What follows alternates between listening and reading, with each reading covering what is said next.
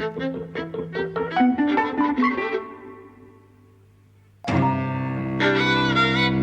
and welcome to Eavesdropping at the Movies. I'm Mike. And I'm José. And we continue our brief investigation into the career of Michael Caine with 1980's Dressed to Kill, written and directed by Brian De Palma, a director who has been compared to Alfred Hitchcock in some ways over the years, and I think this is one of the films that earns him that comparison, has earned him that comparison. It directly alludes to Psycho. Yes. You could, I think I might, uncharitably refer to it as a Psycho rip-off. Which is not to say that it doesn't have its charms and style and that sort of thing. It's certainly not up to, the heights of Psycho. On the other hand, I think it has some moments that are as great as any cinema I've seen. Yeah? Yeah. So it's the first time I've seen it, but I did come into the film knowing, roughly speaking, how it transpires. I mean, having heard of the Psycho comparison. You said you hadn't seen it since it came out. Yeah, I saw it when it came out. And actually, all I remembered about it was the shower scene at the beginning, and the whole museum sequence, which is a tour de force of filmmaking. So it's almost like I'd forgotten, almost everything else. I mean, obviously, I remembered Michael Caine in a wig, and I remembered loving Nancy Allen, but I'd forgotten all about the son and the role that he plays in the narrative and so on. Yeah. And I remember the problems, because when the film came out, it was really picketed by women, and it was accused of being transphobic even then.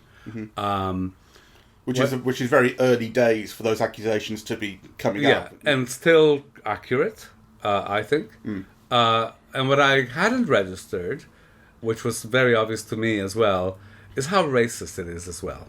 On the train. Yeah, the four gangsters in the tube all being black, and the threat posed to the white woman, the way that that's deployed, it's really racist. So for those reasons, and also the fact that the film is very structurally imbalanced, right, I think. Can you describe that structural imbalance? Well, I think the whole sequence after he's shot by the police is almost extraneous. Yes, it ends with essentially a dream sequence. It ends with just there to... I thought it was... I mean, it made me laugh, actually. Not because it was especially bad, but it is, I think, quite bad. But because the character of the trans killer is not the first time we've seen this, and indeed it's basically Norman Bates from Psycho, to the point where it's pathologized as a dual personality, one side male, one side female. In Psycho, it's his mum, and in this, it's his alternate personality, Bobby, the female personality that Michael Caine's character has. And they have the same thing, which is when the male side is attracted to a woman, the female side is threatened by it and takes over and kills them. It's the same thing as in Psycho. And it's the kind of thing that's been very, very damaging culturally to trans people, even before trans people were something that the wider world knew about. This is how the wider world was coming to know about them. And the wider world was coming to know about them as mentally ill and threatening. And the trans kind of debate today, and this is, the UK especially is still so unfriendly to trans people, is largely about... It's all focused on trans women, that is to say men becoming women. It's almost never to do with women who become men, although they are trans people too. And it's all about the invasion of women's spaces and the threats that men supposedly pose. And you look at all the stats and things and you go, no, actually trans people are always more likely to be victims of violence and perpetrators. And what I'm getting to is what I love about the two shower scenes here, in which women are attacked by men in the showers, is that they are both dream sequences. In other words, they're imagined. The fear of the invasion of the woman's space by a man in women's clothing to get in there is imagined both times. It's fake. It doesn't happen. As in real life, it really doesn't happen. It's not intentional, clearly, but it really made me laugh that it's actually quite true to life. It doesn't happen. It's just a fear. But the slashing in the lift is not a fantasy sequence. No, that does happen. But the thing about the lift is that's not a woman's space that's being invaded. It's a public space. It's a lift. Sure. You see what I mean? So I'm getting at. It's an irony that I really liked. Well, I would have liked it if it had been deliberate, really. I just think that... Well, I like that it's not deliberate. I mean, I think it's actually pointing out that this is a fear that is unfounded. Okay. You know what I mean? I really hated the psychiatrist's explanation. Yep. Yeah, it felt didactic and false, and I thought that this was a film where the director who also wrote it kind of didn't know how to end it, basically. Yeah. Because, it's quite a large chunk of the film that feels extraneous. Yeah, so, the scene of him being shot, the long police explanation, the talk with the psychiatrist, then the conversation with the son, then the scenes in Bellevue, then the ending dream sequence. That's a lot of, stuff that feels really extraneous. If you compare it to the end of Psycho, which I think it's fair to, because that film ends with the revelation of Norman being his mother, in quotes, and then the explanation from the psychiatrist there, which is long-winded and similarly kind of nonsensical, but then that ends, right? What it finally ends with is that shot of Norman Bates and the mother voice speaking over it, but it's kind of a quick ending in that sense, whereas here, it goes through this whole extra segment of this, what turns out to be a dream sequence of Michael Caine's character killing the woman and getting out. Some aspects cannot be. Well, I thought the scenes in Bellevue, how could that... Well, I suppose it could have. I was going to say, how could... Yeah, it's a dream, so I suppose you could... Well, when it happened, I thought, well, this is completely unrealistic. It wouldn't be lit spookily. They wouldn't just be wandering around. He's a murderer now. He's supposed to be in prison or something. He wouldn't just be in bed, And then when it's revealed, oh no, it's another dream sequence, you're like, fine, it's just someone's fear, I get... they can just do what they want in a dream sequence, and the fact that something has been illogical in it is immediately explained away, But that doesn't mean that it's not excessive, as you say, unnecessary. It feels unnecessary. It's finding a way to end with another shock, another bit of flair. Yeah, it feels unnecessary, and then some of the things that feel more necessary are not explored. Mm-hmm. Right? I think the relationship between the stepfather and the stepson. The idea that the stepfather or the husband, Angie Dickinson's husband, is not only a bad lover, but almost kind of borderline rapist. Yeah, that kind of, that scene at the beginning. Yeah, that when she's not enjoying it. Yeah, right. It's depicted as a violation, as a rape that she's then kind of pretending to enjoy. Yeah. Yeah, I got that sense so too. I think there were so many interesting avenues that the film could have gone into, that it feels kind of undercooked. I mean, it mentions that stepfather more than a couple of times, because the son is then explaining at least twice to people, he's not my dad, he's my stepdad, and he says at one point, my dad was killed in Vietnam, and you're like, oh, so there's some character development coming here, and it's never brought up again. Yeah. Why is it important that he's a stepdad and not his biological dad? I don't know. Yeah. Anyway, that was all very unsatisfactory, but, seeing it again, it made me understand why it remained in my memory, because I think it's absolutely great cinema. Yeah? Yeah, I do. So, she's all in white, she goes to the museum, she's clearly looking for someone. It's like almost like silent cinema. She looks at her wedding ring, or, or this her diamond ring. I don't know if it's a wedding ring or an engagement ring or whatever it is. She's obviously there to meet someone. She doesn't know who it is. She looks at people, and they're all having sex, and they're all being sexual, they're all being playful, right? It's kind of what, she's there for. I mean, the cutaways and, the point of view on that, I mean, I think it's just magnificent cinema. You understand everything, and you understand the complexity of it and the contradiction of it. She's afraid, she's excited, she's embarrassed, she's humiliated. Yeah. Right? All of those things kind of are happening in that sequence, really, with that mobile camera. Kind of, the paintings are saying something. I mean, I noticed a Lucian Freud, right? I mean, I don't recognize the main painting that kind of reflects back to her, that woman with the, with the ponytail. I'm sure it's significant in some way, right? But just kind of the movement through those spaces, I thought it was just absolutely glorious, really. Yeah. I think I maybe slightly started to lose a bit of interest in that scene. I think it goes on a little too long, but I know exactly what you mean. It reminded me of that central scene in Mission Impossible, which De Palma directed, where they're again super silent and they're doing the heist in thing, and it's all about every shot having information in it, and how that information changes what you know or updates what you know, and what the characters know or think they know, and so on and so forth. It is that pure filmmaking. It is, and the fact that it is wordless is part of that. It's about image. It's about what one image tells you and what the next image tells you and refers back to, and so on and so forth. And you're absolutely right. The thing about how her mood or emotion changes, between humiliation or excitement or fear, whatever, it's fluid and legible throughout the entire thing. Yes. It is brilliant. Yeah. I mean, that to me is like the highlight, and I think Angie Dickinson is magnificent. I always love seeing Nancy Allen. I think she's one of the great presences of the cinema of this period, and I don't understand why she never became a bigger star, or why she wasn't better used in a way, right? But certainly in the 3 films that she did for the Palma, which were Carrie, Blowout, and this one. There might be others that I'm forgetting, but certainly in these 3, she's just fantastic. She's like kind of open-faced. I love her way of speaking. I love the way that she looks. She's got kind of like this round, this face that still has puppy fat, but she's got this incredible body, right? And she's very sexual, but, almost in an innocent way, right? Like it's just kind of what she does. I mean, I just think she's superb, and I'm only sorry that kind of American directors were so unimaginative that they didn't find, other and more interesting and more ways to use her. What, than as a prostitute? No, just she didn't. I don't remember her from any other role. Oh, I see what you mean. Yeah. Let me look her up.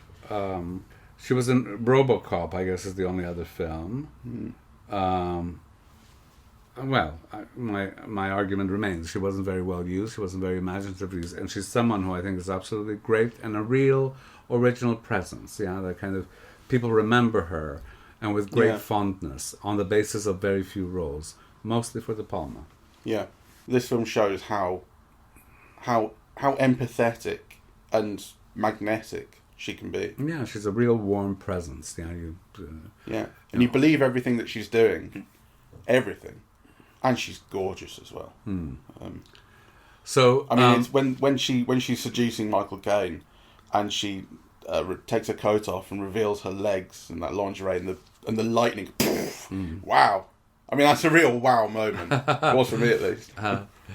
Now the thing is, Michael Caine. Yeah, that we haven't talked to, and as we said, the Electric is running a season of Michael Caine films, even though we're not quite seeing them as Michael Caine. We're not exploring Michael Caine's career. We're exploring but he's the link between them. Yeah. And to be honest, this is the kind of Michael Caine that I remember, and why I'm not a particular fan. Yeah, because I can't fault him on anything. Yeah, I think he's very good, right? But the warmth and charm and magnetism that he shows in Get Carter, and in The Italian Job are not quite present here. No. So he's just like a good actor, but it could be like a good actor playing a secondary role, really. Yeah, I mean, there's no moment of his that I find really vivid and memorable, as I do with Nancy Allen or Angie Dickinson in this film. No, absolutely. He is missing that whatever spark and charisma that we've seen in the last couple of films. I mean, I suppose it's appropriate that I was going to say there's something about him that I don't quite trust in this, because obviously he does turn out to be the killer. Yes, that's probably deliberate. But there is, it's partly in his voice, because we're so used to, I'm Michael Caine, and he's kind of big and wide and cockney. And here he hasn't changed his accent, because he can't, but he's soft-spoken and kind of more refined. He's a doctor, so it's still unmistakably him, but it's not the him that I feel comfortable with, But there may be actually something deliberate about that, because you end up, he's not someone you eventually learn who you're supposed to be comfortable with. He's the killer. Yes. Though, there is something about him playing English, that is more alive and magnetic, and because I also remember him from what's the John Huston film based on the Rudyard Kipling, something about kings, with Sean Connery. Oh, The Man Who Would Be King. The Man Who Would Be King. And he's so magnetic in that as well, And that's a kind of, so he's loud, he's boisterous, he's fun, he's got a twinkle in his eye, Yeah, there's a real, like what we saw in The Italian Job. Yeah. Obviously a very different character, but, he comes across as a real star and holds his own with Sean Connery, who is one of the great stars. So, so I just feel that, there's a spark missing. And maybe it is just because he's playing a New York psychiatrist, Yeah. But I suppose there is something his character is, I suppose, supposed to be withholding in some way, and that means that the performance is not a giving one. Whereas if you think about particularly The Italian Job, but also Get Carter, there's something generous about those performances. He's kind of giving to the audience. But in Get Carter, he's also meant to be withholding. Yeah. Yeah. So. Yeah, but he's not. I suppose what I mean is like he's not keeping secrets in Get Carter, whereas here. Well, I mean, actually, I suppose if you ever get to the bottom of what he knows about the secret that he's keeping. Well, the thing is that you could explain that for the very first part of the film. Yeah. Right, but we know that he's Bobby very early on. Right. So, the reason for the withholding and, would dissipate. Anyway, like I said, I can't fault the performance, but it's not a star. No. He's not magnetic in the way that Nancy Allen is or that Andrew Dickinson is in the part. So, just kind of something worth commenting on. I don't think it's one of De Palma's greatest, I mean, I think he claims that the elevator scene is the best murder he's shot or whatever. I don't agree, What do you think his best murder is? Well, I think the killing of Nancy Allen at the end of Blowout is one of the great moments in film history, really. This is nowhere near close. In other words, you're saying he's a great filmmaker who's done greater filmmaking than in this film, with the exception of that scene you love early on. That's right. And actually the opening shot as well. I mean, even though it is... I'm going to say even though that opening shot early on is a glorious, seductive opening to the film. The camera moving through the room and the steam in the shower and the beautiful it's woman. fantastic. And even though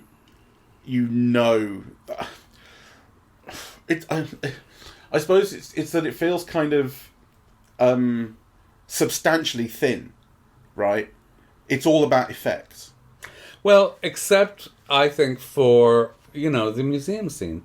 Because that's not just about effects. No, I only meant that opening shot. Yeah, that's it opens with something that is spectacular and seductive and beautiful, but it immediately kind of feels thin to me. Do you see what I mean? I didn't think it felt thin because you don't know what's happening later, and that steaminess, that longing, that desire, the thing that she's pleasuring herself.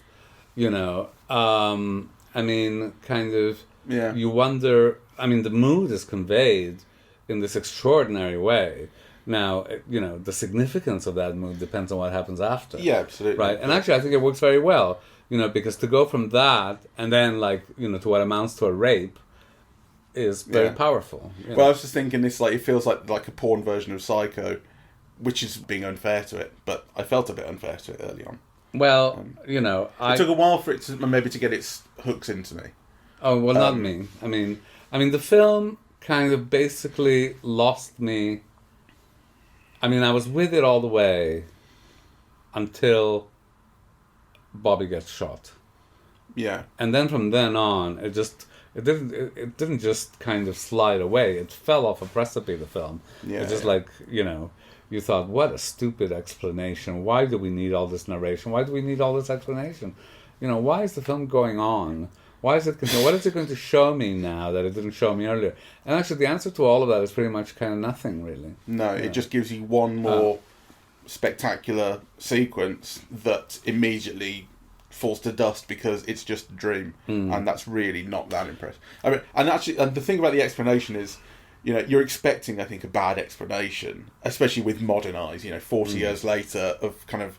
Having developed a better understanding of what being trans is, but especially because it's part of this long series of films that pathologize. Because it's not that... I mean, the film does explain it as Michael Caine's character being trans, as opposed to, split personality, but then it explains it in a way that says it's a split personality. It's kind of muddled and confused. And lazy. Yes. But then the thing that's ridiculous is, having received that explanation, the Nancy Allen character then explains it to the Keith Gordon character. So you've got one person who doesn't understand something explaining it to someone else who doesn't understand it. Well, the woman behind, that's all set up for the joke of the response of the woman behind. Yeah, absolutely. Which is a good joke. Well, I thought it was also lazy. And really, I think having Phil Donahue in a talk show talking to a trans person as a way of justifying what the film does is super lazy. Yeah, you do get that. You get that in Silence of the Lambs as well, actually. You get this thing about Clarice Starling saying, no, trans people aren't vicious. They aren't violent. So it's the kind of film going, we understand that trans people aren't a problem, but our trans person is as a way of kind of excusing what it does with a trans villain. Yes. It's mucky. Yes. So a mixed bag. Though actually, in terms of just myself, it made me understand why I remembered that museum sequence so vividly, whereas I didn't remember much of the rest of the film, and that's because that scene is absolutely great. So the greatness of the filmmaking is what stays with you.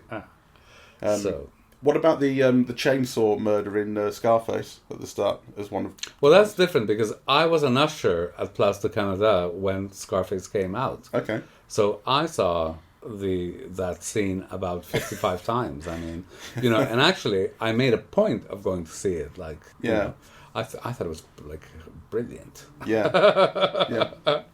Yeah. But still not a patch on the end of Blowout. The thing about the end of Blowout, the thing about that chainsaw sequence is that it's there for effect. It shocks everybody, right? It shocks everybody to the point of laughter, because in those days it was just so over the top that people were shocked and horrified and laughing at the same time, which is its own great effect. But the thing about the ending of Blowout is that it's imbued with feeling. Right. Right? It's so sad, right? And also it's imbued with different kinds of things. So you feel like this tragedy that, John Travolta can't get there on time, and it's all like so sad and hopeless, and he's not a superhero, and he loves her, by that point. And also, it's about America. The fireworks are going off. It's like, so it's a really complex kind of ending, right? So it doesn't feel like the chainsaw sequence is just a bit stunty. Yeah. Oh yeah, for real, it is.